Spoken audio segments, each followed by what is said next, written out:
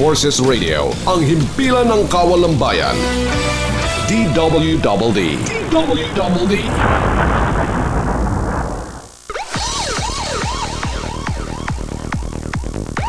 Mga kababayan, ito po ang inyong lingkod, Colonel Max Valiente ng Philippine National Police.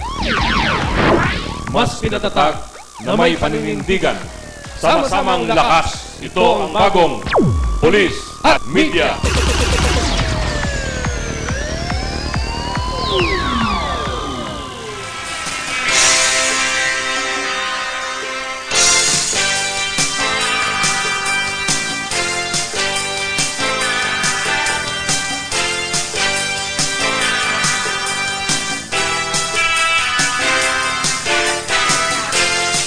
Magandang gabi po sa inyong lahat.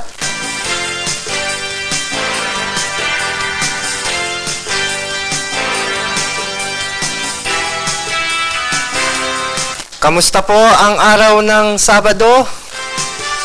Lalo na po sa ating mga bumabiyahe sa kasalukuyan.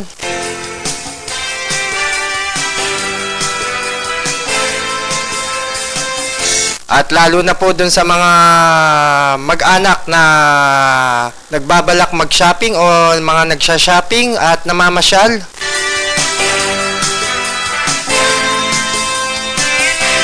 Paalala lamang po sa inyo na maging alerto po at maingat sa inyong mga pinupuntahan. Alam naman po natin sa mga kabilaan na po yung mga nangyayaring mga insidente ng mga pananamantala ng ilan nating mga kababayan.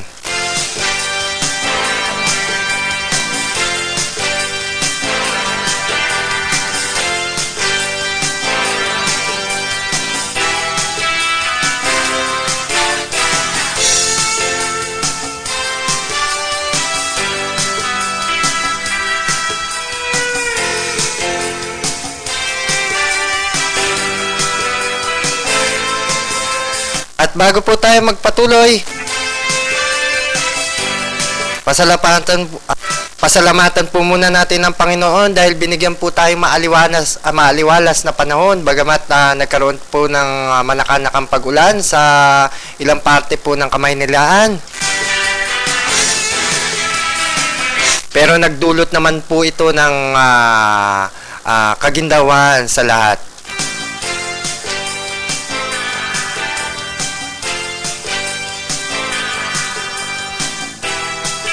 Magandang gabi po kay Ma'am Ophel Valiente, ang may bahay po ni Colonel Max Valiente. At gayon din sa buong pamilya po ni Colonel Max Valiente. Bagamat po nag-iisa po ang inyong lingkod sa kasalukuyan, inaasahan naman po natin ang kanyang pagtawag, ang ama po ng palatuntunang itong tambalang Police at Media.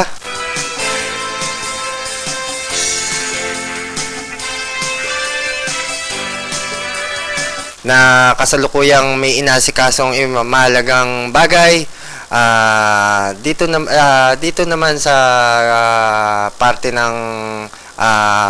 ng Kamaynilaan. Wala po siya ngayon sa malayong lugar, nandito naman po siya sa parte din ng Kamaynilaan. At gaya pa rin po ng dati, ang palatuntunan pong ito ay nagbibigay sa inyo ng mga balitang mula naman po sa ating kapulisan.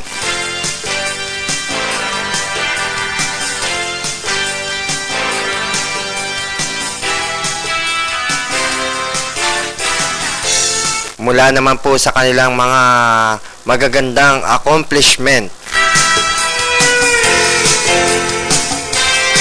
At ilan pa pong mga balita na mga nangyari sa ating kapaligiran.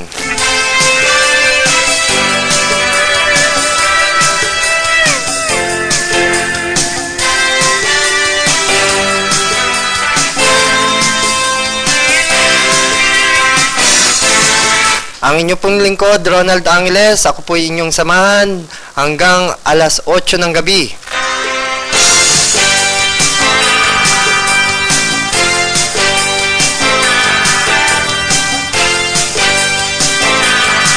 bago po natin ibigay sa inyo ang hanay ng ating mga balita,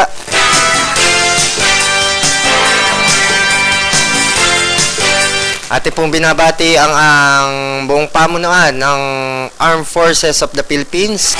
Sa pangunguna po yan ni General Emmanuel Bautista, ang aming pong Chief of Staff.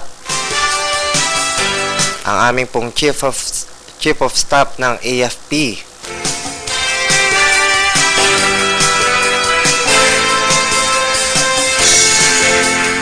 Gayon din po sa aming Commanding General na si Brigadier General Rolando Junco. Good evening po, sir.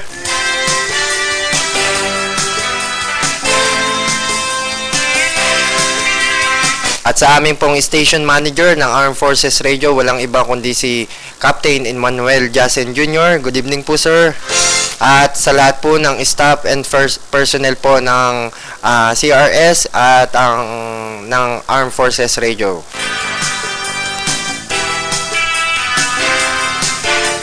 Labing-apat na minuto makalipas ang ikapito ng gabi.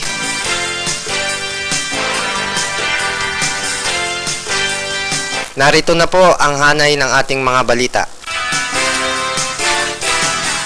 Umano'y mastermind sa ambush sa mayor ng Nanugan, Lanao del Norte, nasa kamay na ng ating kapulisan.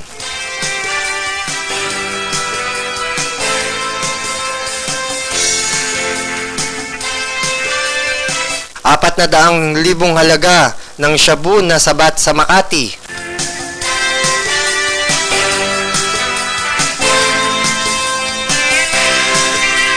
Pulis sa Nabota City dinagdagan.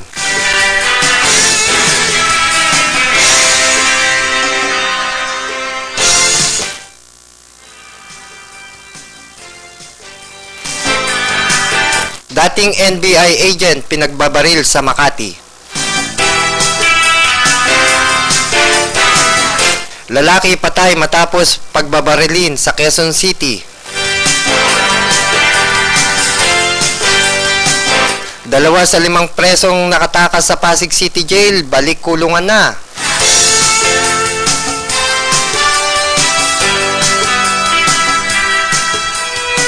Bagong modus ng kidnap, may alok na trabaho.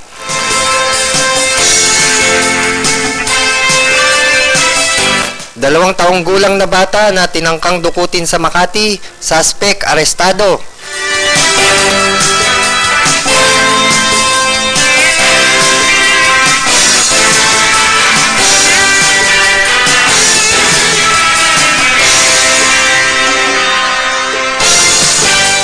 Sa North Cotabato naman, seguridad hinigpitan kasunod ng pambobomba.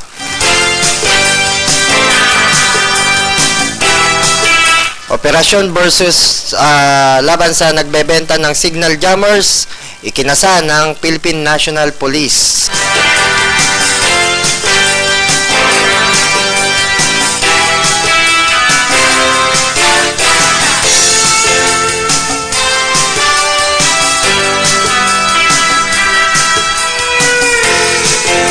At sa detalye ng ating mga balita, umano'y mastermind sa ambush sa mayor ng Nunugan, Lanao del Norte, nasa kamay na ng ating kapulisan. Hawak ngayon ng mga otoridad ang itinuturing mastermind sa pananambang kay Nunugan, Lanao del Norte Mayor Abdul Malik Manparan na ikinamatay ng 13 kasama sa kaniyang mga anak.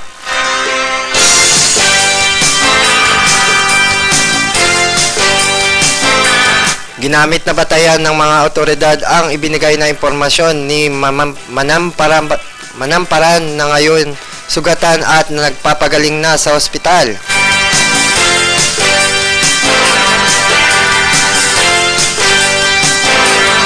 Tumanggi muna si Lanao del Norte Provincial Police Chief Senior Superintendent Gerardo Rosales na isinapubliko ang pangalan ng mga suspect.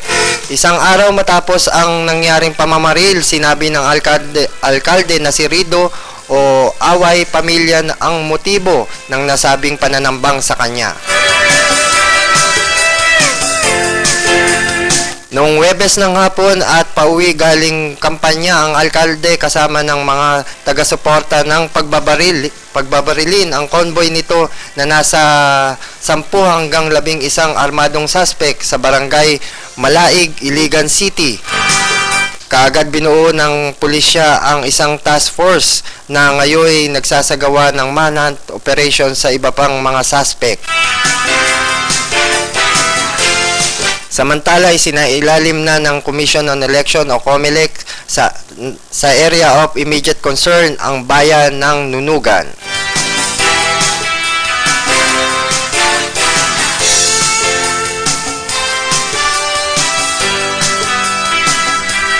Apat na 400,000 halaga ng shabu na sabat sa Makati. Nasabat ng mga otoridad ang 400,000 halaga ng shabu sa isang bypass operation na ikinasa ng Makati City noong Webes.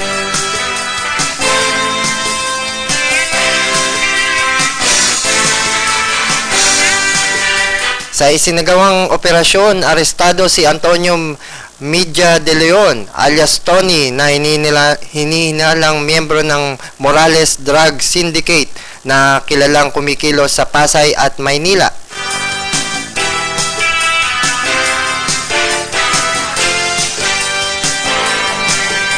Kumuha ang Philippine Drug Enforcement Agency o PDEA ng nagkunwaring bibili ng shabu at nakipagtransaksyon sa suspect sa H. Santos Street, Barangay Tejeros. Matapos matanggap ni De Leon ang mark money kapalit ng ilang sachet ng shabu na tumitimbang ng 72 gramo, doon na kumilos ang mga otoridad at inaresto ito. Naharap naman ngayon ang nasabing suspect sa kasong paglabag sa Comprehensive Drug Dangerous Act.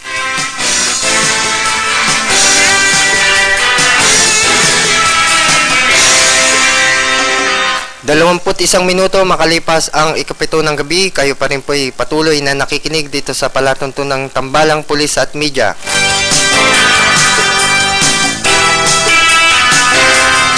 At sa pangalan po ng ama ng palatuntunang ito, ako po muna ang inyong samahan, ang inyong pong lingkod, Ronald Angeles.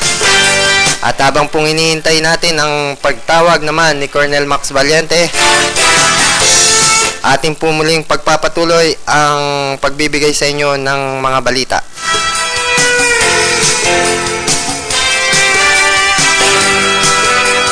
Pulis sa Navotas City dinagdagan.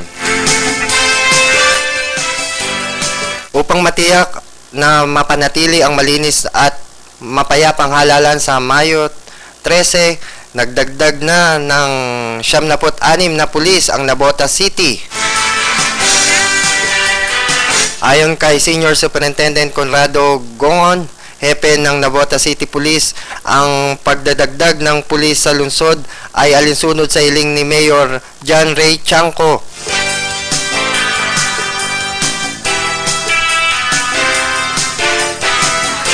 Ang mga nasabing pulis naman ay nagmula sa National Capital Region Police Office o NCRPO at ikakalat ang nasabing mga pulis sa mga police community precinct para tiyakin ang seguridad ng mamamayan sa 14 na barangay sa Navotas. Sa kasalukuyan, may kabuuang 283 pulis na ang naitalaga sa Navotas pero hindi pa ito sapat dahil lumalaki rin ang populasyon ng nasabing lungsod na umaabot na sa 270,000 katao na.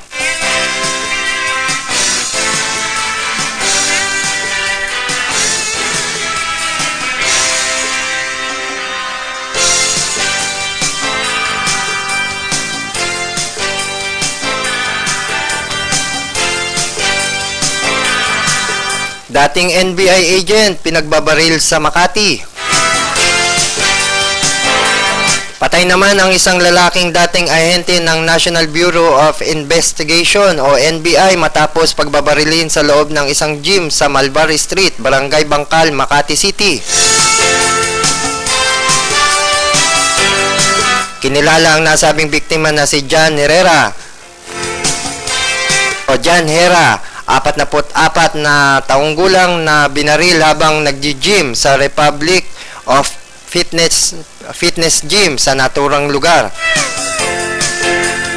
Sa paunang investigasyon, sinasabing nagpanggap na ang mga suspect na customer din ng nasabing gym na bumaril kay Hera.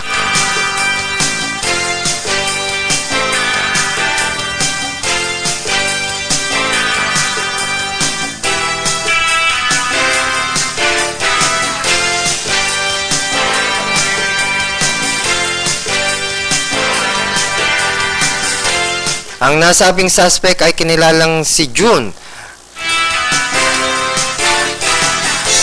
na bumaril naman sa biktima na si Hera bandang alas 9 ng umaga. Sa pahayag ng mga saksi, nakasuot ng maong na pantalon, puting sando at nakasuot ng sombrero ang nasabing suspect habang nagwo-workout. Tinulungan pa umano ng biktima ang suspect nang mapansin nitong hindi marunong mag-workout. At di nagtagal, bigla na lamang umalingaw-ngaw ang putok ng baril at bumulagta na lamang si Hera. Ayon sa Makati Police, nagtamo ng 2 tama sa muka, isa sa hita at yan si Hera. Sa pahayag ng mga kaanak ng biktima, wala naman daw kaaway si John, ngunit nitong nakalipas na 3 gabi, may kahinalang lalaki na nakasakay sa motorsiklo ang umaaligid sa kanilang tahanan.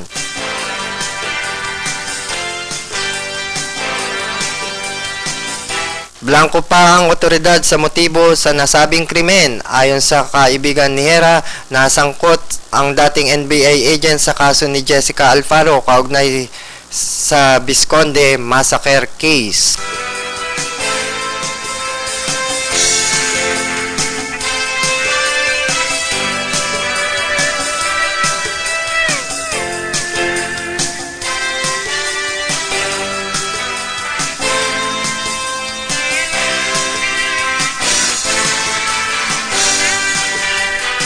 At sa karagdagan pang mga balita, isa pa rin po itong insidente ng pamamaril. Lalaki patay matapos pagbabarilin sa Quezon City. Patay ang isang lalaki matapos barilin sa Commonwealth Market sa Quezon City ngayong umaga. Ayon kay Senior Officer 4-1 Mortel ng Criminal Investigation and Detection Unit o CIDGU ng Quezon City Police District, pasado alas 9 ng umaga nang nangyari ang nasabing insidente. Sa kasalukuyan, patuloy pa rin ang sinasagawang investigasyon ng ating mga otoridad sa nasabing krimen.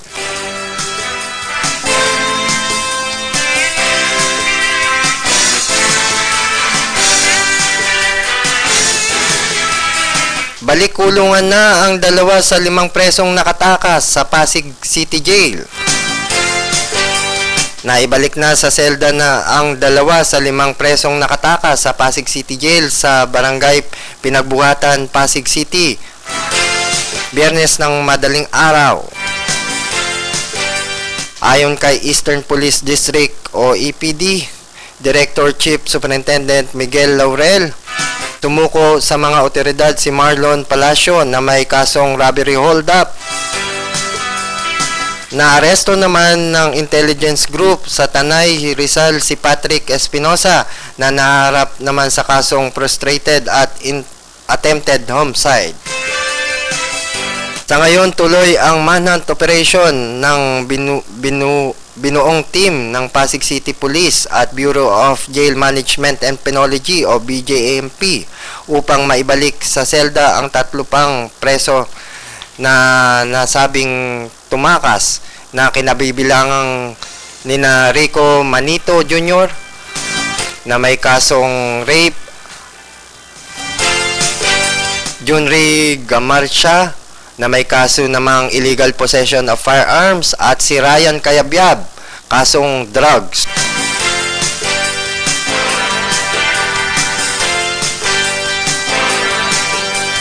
Sinabi naman ni Senior Superintendent Mario Risa, hepe ng Pasig City Police, na sinibak na sa pwesto ang warden ng Pasig City Jail na si Chief Inspector Ogang habang nagpapatuloy ang investigasyon kung papaano nalagari ng mga nasabing bilanggo ang rehas ng kanilang piitan, kaya sila nakatakas.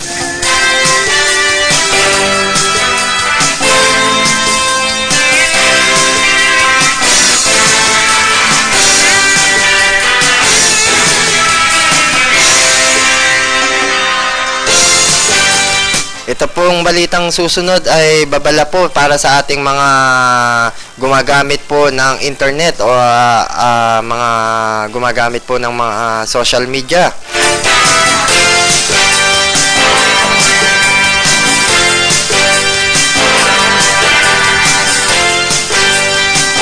Dahil ginagamit na rin po ng social media, ang social media ng ilang mga nangunguha ng mga ng mga sindikatong ito sa pangunguha ng mga bata. At sa puntong pong ito, bago po natin pagkaloob sa inyo ang balitang yan, tayo po muna ay magbibigay sa inyo ng ilang paalala sa ating himpilan.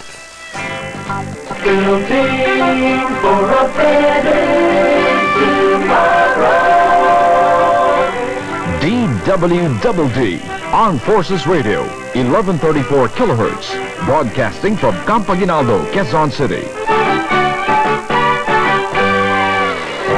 Ang himpilang ito ay bahagi ng Civil Relations Service, Armed Forces of the Philippines. Ang DWDD, Himpilan ng Kawal ng Bayan, ay kasapi ng KBP, ang kapisanan ng mga broadcaster sa Pilipinas. Ang ating pong oras, 30 minuto makalipas ang 7 ng gabi. Ang ating mga kawal ang sandigan para sa kapayapaan ng bayan. Nagbubuwis sila ng buhay para sa ating kaligtasan. Pero magiging ganap lamang ang tagumpay ng militar kung may pagkakaisa mula sa ating mga mamamayan. Huwag nating ipagkait ang anumang suporta, kahit gaano ito kaliit. Tandaan natin na kapag nagsama-sama ang mga maliliit, nagiging malaki at matibay silang puwersa. Ang ating pakikiisa ay kailangan ng mga sundalo. Ipagkakait ba natin ito?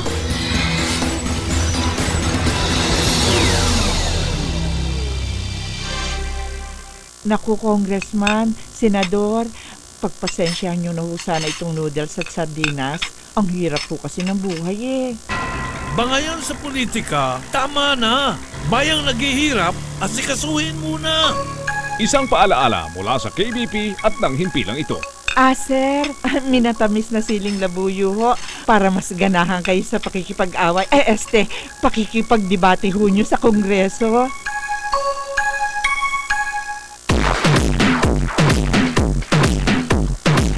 Mapapakinggan at mapapanood na ang inyong mga paboritong programa sa DWDD 1134 kHz on your AM band on Forces Radio. Saan mang sulok ng mundo, i-type lamang ang web address na www.afpradio.ph. Mas pinalakas at mas pinagandang himpilan ng kawal ng bayan. Maging una sa balita. Ugaliin makinig sa DWDD 1134 kHz on your AM band at binisita sa website na www.afpradio.ph.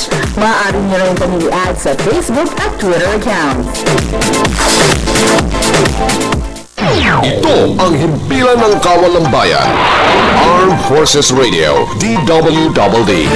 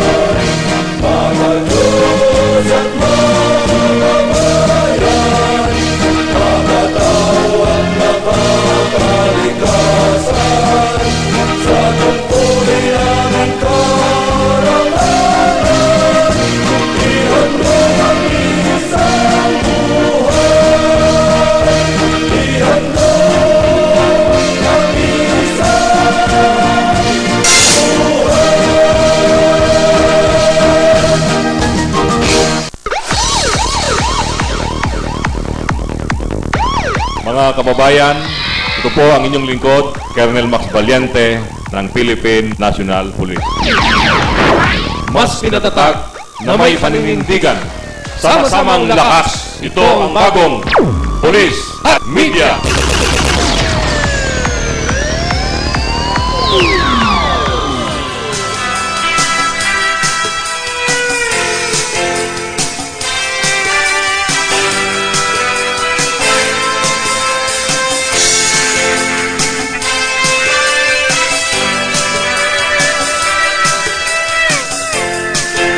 Nagbabalik po ang ikalawang bahagi ng palatuntunang Tambalang Pulis at Media.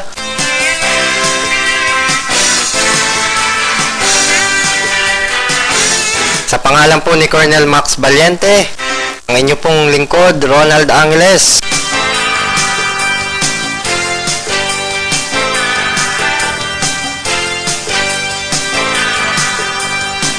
At bago po muli natin dakuan ang hanay ng ating mga balita, akin po munang bigyan daan itong mga ilang pagbati natin buhat naman, para naman sa ating mga kabalikat ng ating palatuntunang Tambalang Pulis at Media.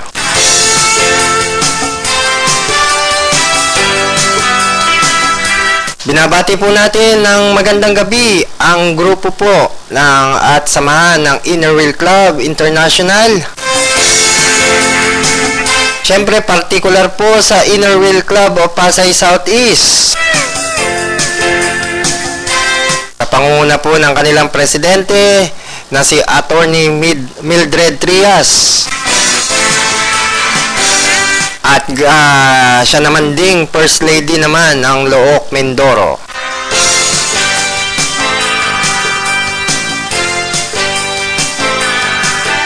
Siyempre, nandyan din ang kanilang secretary na si Mrs. Cabanyero at ang kanilang treasurer na si Ma'am Chona Pisebre.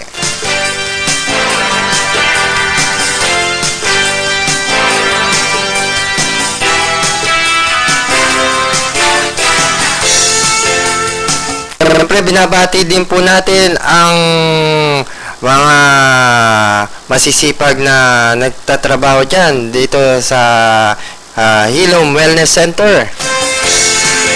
Kaya po sa lahat po ng ating mga nakikinig na talagang grabe kung magtrabaho. Halos kung inyo pong nararamdaman na ipon na ang inyong mga stress sa inyong katawan sa loob ng isang linggo na yung pagtatrabaho.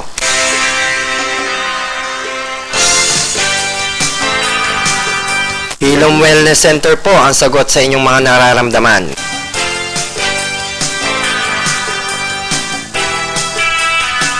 Ang Hilom Wellness Center po nagbibigay ng mga traditional na hilot.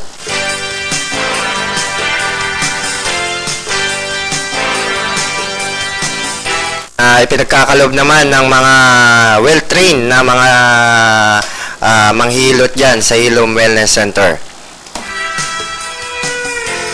At maya-maya po ipagkakaloob ko po sa inyo kung saan nyo po matatagpuan ang Hilom Wellness Center. Pero bago po yan, dakuhan po muna natin ang tawag mula po sa ating linya ng komunikasyon buhat po sa ating ama ng palatuntunan itong Tambalang Tambalang Pulis at Media na walang iba kundi si Colonel Max Valiente. Sir, good evening po, sir. Yes, Partner Ronald, magandang gabi sa iyo at magandang gabi sa atin na tagapakinig. Kamusta naman po dyan sa inyong kinaroroonan? Medyo hindi ako nag-alanganin. So, nandito ngayon ako sa Antipolo. Dito sa bahay ni General Pistaño at may konting rito. Actually, birthday nung nung kanyang apo. Happy birthday. Yung kanyang panganay na apo. Si Aaron at nakita ng kanyang panganay na babae, si Luis at saka si Albi, yung asawa. At buong pamilya Pistaño, binabati natin sila. Mabuhay. Kamusta naman po ang panahon dyan, sir? Okay naman, hindi katulad kanina dyan, nung may mga bandang 3 o'clock yata. So ito po, dyan sa may bandang lugar natin dyan. So, kumatawang grabe ulan. Nandyan kasi ako kanina sa Trinoma ng mga ganong oras. Bago kumakyat dito. Talaga namang yung ulan parang isang bagyo, no? So, at least, madali naman tumigil, mga 30 minutes lang. Pero, nung nagdaan tayo sa mga kalikali, talagang maraming mga natumbang malilit na puno at napakadumi at medyo nagpapahan ng konti. Pero dito naman sa Antipolo, wala namang ulan. Medyo maliwalas ang panahon. Yung medyo malamig nga lang, pero wala namang problema at maliwalas. At dyan lang sa may Masinag area, dyan lang nagkakaroon ng konting traffic bago makyat dito sa area na kinalalagyan ko. Sa kabuuan naman sir, yung pagbagsak ng ulan kanina nakapagbigay naman at nagdulot ng kaginawaan sa karamihan. Ay, malaking bagay yan sapagkat alam mo naman sa sobrang init ngayon yung ulan kanina talagang napakalaking tulong sa atin mismo, sa ating mga kababayan at pati sa atin at alam mo naman taga dyan tayo sa lugar na yan. So, malaking tulong. Maski na paano nabigyan tayo ng sabi nga blessing para sa gano'n lumamig-lamig naman ang ulo ng ating mga kababayan at hindi naman masyadong pag sobrang init kung ano-ano yung mga pwedeng mangyari sa ating katawan. Kamusta naman sir yung peace and order dyan sa lugar na yan?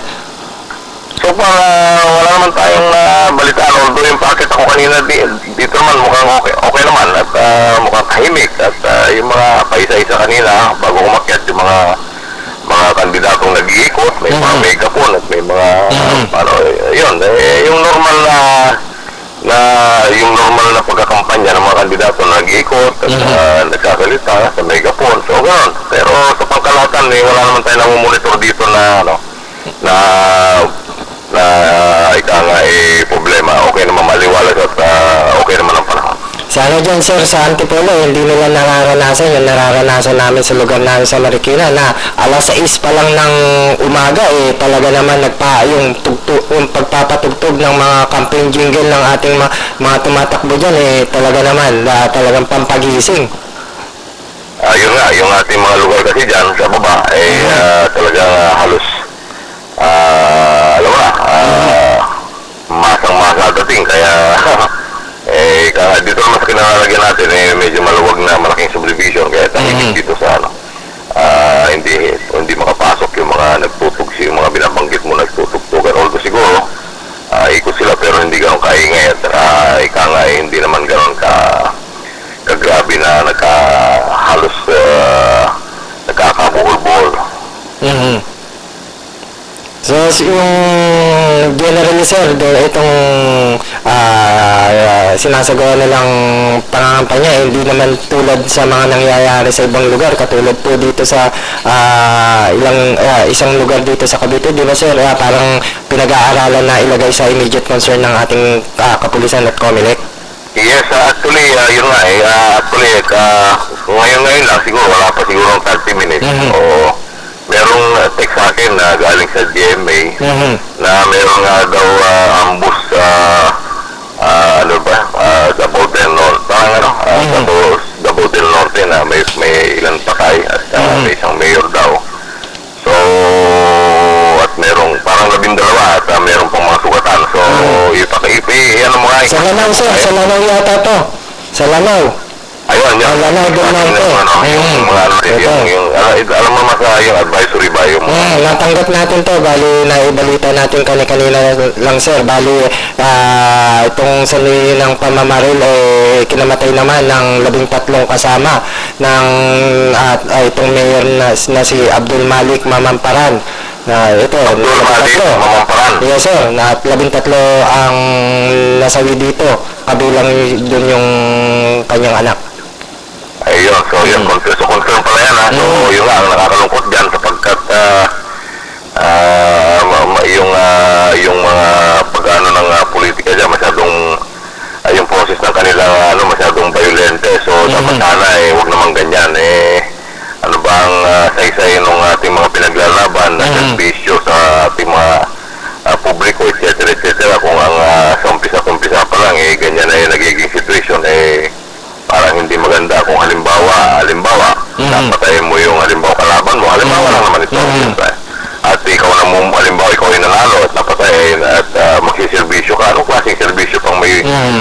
mo maganda sa iyong mga kababayan kung gano'n ang magiging attitude. So hindi maganda yan. Dapat hindi gano'n ang mga pananaw ng ating mga... Wala naman tayong tinutukoy dito. Tama, sir.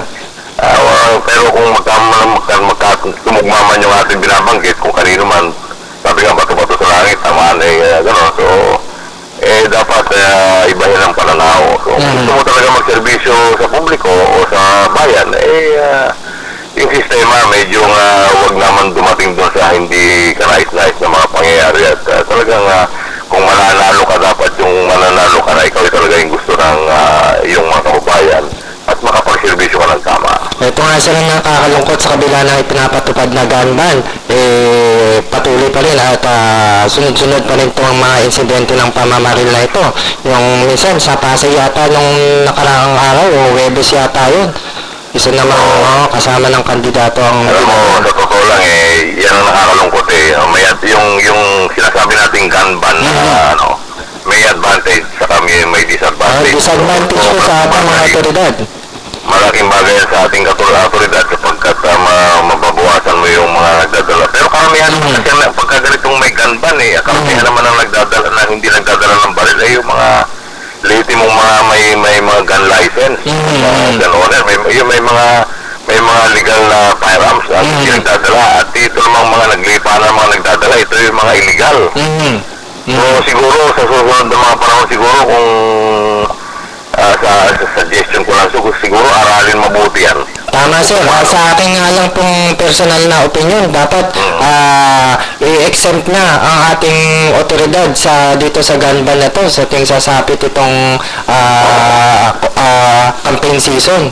Kasi katulad yan, ikaw otoridad kapag hindi ka naka-duty, hindi ka naka-uniform, hindi ka pwede magdala. Tama sir. So, ang hirap sapagkat halimbawa, imbis na makakakulong ka pa, halimbawa, may mga kanyang aberya, hindi ka otoridad at hindi ka duty at ito naman ay hindi naka-uniform at may dala ka, kumpleto ka naman sa papeles, kung sakaling magkaroon ng aberya, ay makakakulong ka kung sakaling mayroong mga ganyang mga situation. Ay kung ikaw mismo wala kang dalang armas at maski na hindi ka makaialam, malamang madamay ka pa. So yan ang problema. Siguro maganda aralin ng maganda yan, aralin ng ating mga ng COMELEC, ng kapulisan, ng ating military at kung sino pa yung mga bright ideas dyan para tumugma doon sa problema. Kasi totoo lang, ang mga naglipa na ngayon, itong mga may hawak ng baril na mga illegal Lalo na sir yung mga papalaring manalo dito sa gagawing eleksyon itong Mayo 13 na dapat maging lesson na itong mga nagdaang nangyari na ito na ayun, balangkasin o busisiin mabuti itong ganda na ito. Kaya isasuggest ko sana sa iyo kung sakasakaling kung maisipan mong tumakbo na mambabata sa susunod na mga panahon at pag nanalo ka, gumawa ka ng isang batas o magpupos ka ng isang batas na maging ika nga epektibo para naman sa gano'n itong ganitong problema ay magkaroon ng solusyon. Siguro sir, diyan sa sinabi mo, kung ang ating basehan sa pagtakbo, sana kung pare-parehas lang sir, dapat yung, di ba sir, karaniwan ngayon, yung mayayaman, yung may mga kaya, nakakapag-advertise sa radio, TV, pero yung maliliit lang na tumatakbo, hindi kaya. Dapat sir, dapat ipare-parehas na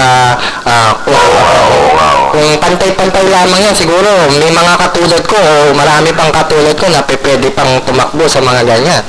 Tama. So, siguro yan ang mga dapat ibalan, yung mga situation para lahat makalahok, mahirap man, mayaman man, kung ano ka man, basta ikaw meron kang pusong tunay na damdamin na makatao at kabayan, pwede kang tumakbo. Siguro dapat yan ang mabigyan ng pagkakataon.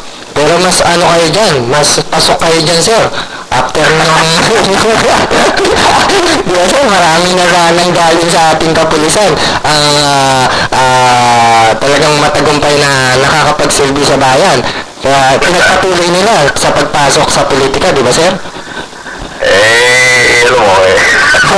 Mahirap sagutin yung mga napabanggit mo. Pero talaga, kung gumuhit sa kamayan ng tao yan at yan ang gumuhit sa yung palad na kailangan magserbisyo ka ng sa bayan, bakit hindi, di ba? Tama po kayo, sir. Pero sa akin, sir, sapat na itong ginagawa natin dito sa palatuntunan ito.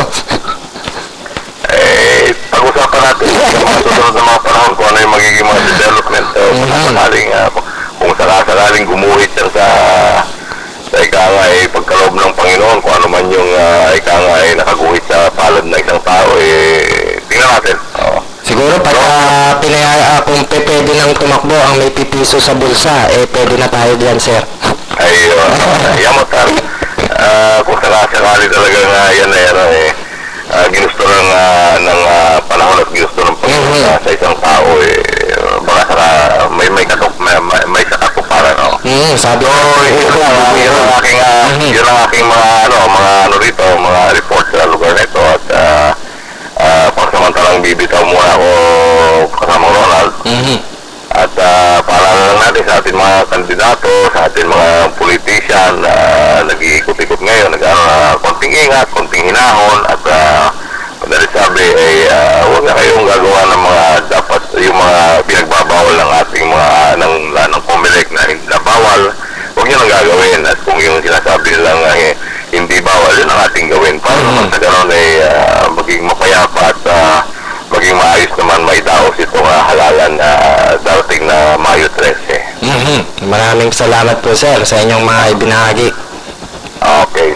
So, pasamantala muna akong bibitaw, at kita na lang tayo sa isang araw, at kung may mga ibang concern, tawag mo lang sa akin, at para sa gano'n pagtulungan natin ni Adre. Okay po, sir. Maraming salamat po. At regards lang po kay Sir Jan sa inyong lugar na pinuntahan. Okay, sige. Maraming salamat, at mabuhay ka dyan.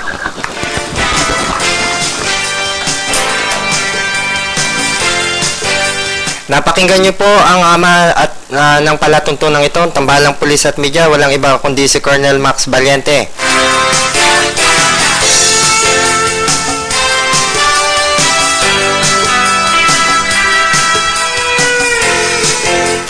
Tulad po ng aking binabahagi kanina lamang, lalo na po dun sa lalo na ngayong campaign season, marami po mga sumasama sa kampanya na pagod, talaga namang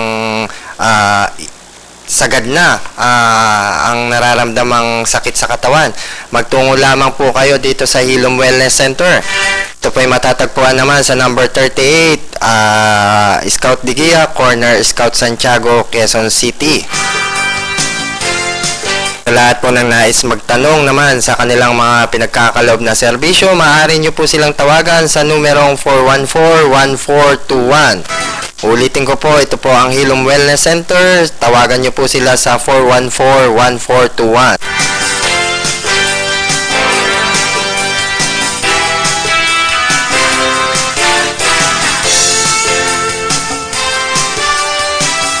Binabati rin po ng palatuntunan ito ang nag-iisang anghel ng masa. Walang iba kundi si Ma'am Tina Shotwell Clemente. Siya po ay mapapakinggan tuwing araw ng Lunes hanggang Biyernes. Ito po ay nagsisimula ganap na 3 ng hapon. Kaya po sa nagnanais na humingi ng tulong dahil dito sa nag-iisang number 1 public service woman dito sa Armed Forces Radio na si Ma'am Tina Shotwell Clemente.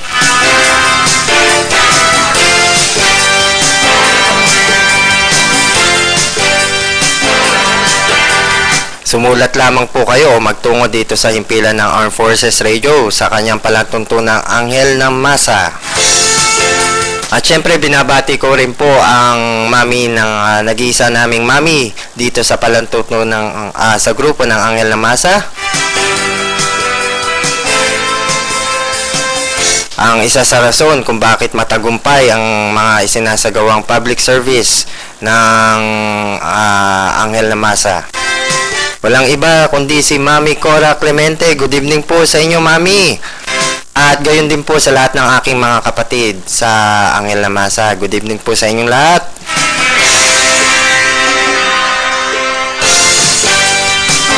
At binabati ko rin po ng magandang gabi ang pamilya naman ng nag-iisa na doktor ng motorsiklo. Walang iba kundi si kasamang Jun Cabanyog Jr. na may palatuntunang tuwing araw ng Lunes, ganap na ikapito hanggang ikawalo ng gabi, ang palatuntunang J&J sa Double D. Kaya po sa lahat ng ating mga motorcycle riders na namomroblema sa kanilang motorsiklo, makipag-ugnayan lamang po kayo sa kanyang tanggapan sa numerong 801-2625, 801-2625. O maaaring puntahan nyo lamang po siya sa kanyang tanggapan sa J&J Motorcycle and Spare Parts sa Pilar Village, Almansa, Las Piñas City. Bueno, sa ating pagtatapos, ito pong aking nabanggit na balita tungkol sa modus operandi sa pagkidnap po ng bata gamit po ang social media. Dahil sa inulunsad ng National Capital Region Police Office o NCRPO na Task Force sa GIP Angel na iligtas ng mga tauhan ng Pasay City Police ang dalawang menor de edad na pinaniniwalaang nabiktima ng mga sindikato sa lalawigan ng Cavite kahapon. Ayon kay Senior Superintendent Rodolfo Lorca, hepe ng Pasay City Police, sa tulong ng sumbong ng mga magulang at impormasyon ng concerned citizen na tuntun sa Monterrey, pabahay sa GMA Cavite, ang dalawang babae na may edad na 14 at 13 taong gulang na taga Malibay, Pasay City. Sinabi ni Lorca na nakilala ng mga biktima ang mga hindi pa nakikilalang suspect na nagpanggap na mga employer ng isang call center agent na call center agency sa pamamagitan naman ng text message at sa social networking site na Facebook. Payag ng mga bata na pinangakuan sila ng mga suspect na bibigyan ng trabaho bilang mga call center agent sa isang hindi binanggit na agency sa lungsod ng Makati. At dahil sa kagustuhan ng mga bata na makapagtrabaho, ay agad silang sumama hanggang sa dinala ang mga batang ito sa Cavite. At nang hindi pa nakakauwi mula Abril 21 ay binuo na ang Sagip Angel.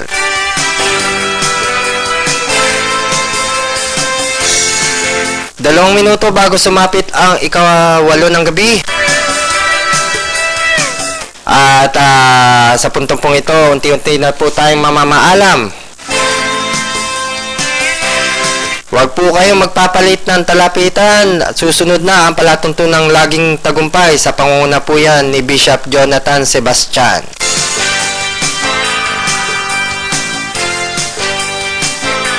Maraming salamat din po sa lahat ng umantabay sa aming sinasagawang broadcast naman sa www.afpradio.ph, lalo na po sa ating mga OFW na mga kababayan na talagang sumusubaybay dito sa Armed Forces Radio. At bueno po, maraming salamat po sa inyong lahat. Magkarinigan po muli tayo sa susunod na araw ng Sabado sa ganito ring oras at himpilan. Dito lamang po sa programang Tambalang, Pulis at Media.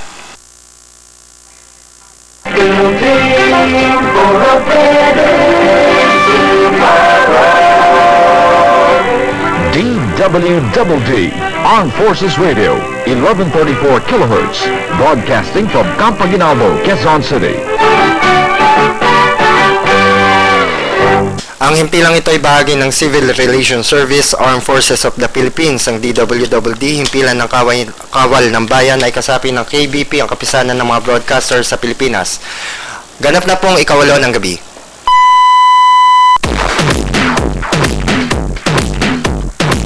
Mapapakinggan at mapapanood na ang inyong mga paboritong programa sa DWDD 1134 kHz on North AM Band on Forces Radio saan mang sulok ng mundo.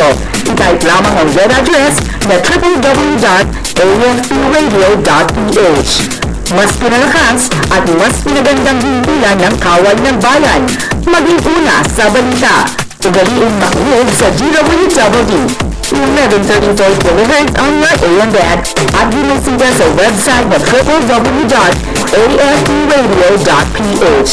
Maaari nyo rin kami i-add sa Facebook at Twitter accounts. Ito ang himpilan ng kawalambayan. Armed Forces Radio, DWDD.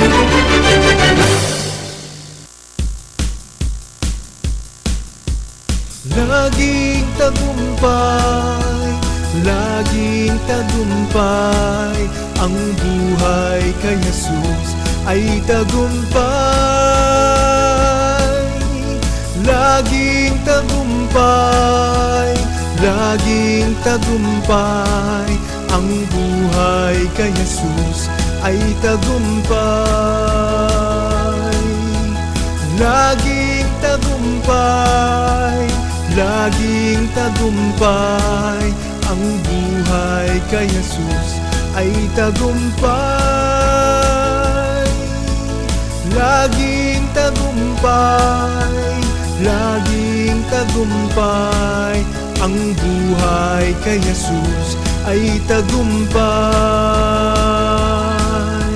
Ngunit salamat sa Diyos na lagi niya tayong isinasama sa parada ng tagumpay ni Kristo dahil sa pagkakilala natin sa Kanya at sa pamamagitan natin ipinalalaganap ng Diyos ang mabangong halimuya, ang pagkakilala sa ating Panginoong tagapagligtas na si Kristo Jesus.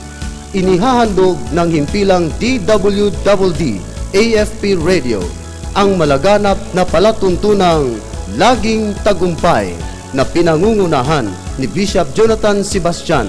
Ang laging tagumpay ay purong-purong salita ng Diyos, mga patutuo na mga taong nakatanggap ng kagalingan mula sa ating Panginoon.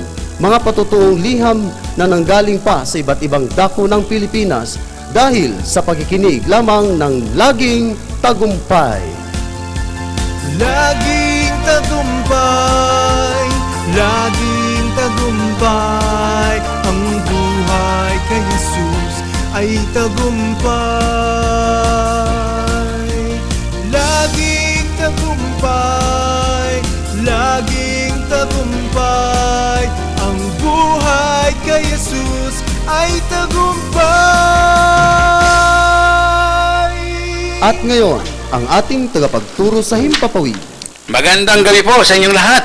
Tayo po ay napapakinggan ng live sa buong Luzon at mapapanood via internet sa www.afpradio.ph. At ako po naman si Jonathan Sebastian na ang inyong makakasama sa gabing ito. At kayo